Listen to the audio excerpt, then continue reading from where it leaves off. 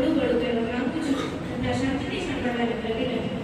Doctor Sarvepalli Radhakrishnan. Doctor Sarvepalli Radhakrishnan ભારતના મહાન શિક્ષણશાસ્ત્રી, તત્વજ્ઞાની અને રાષ્ટ્રપિતા હતા. તેમનો જન્મ 5 સપ્ટેમ્બર 1885 રોજ તમિલનાડુ રાજ્યના તિરુતાણી ગામમાં થયો હતો. તેમના જન્મદિવસને ભારતમાં શિક્ષણ દિવસ તરીકે ઉજવવામાં આવે છે. તેઓ શિક્ષણને જીવનનું મૂળ માનતા હતા.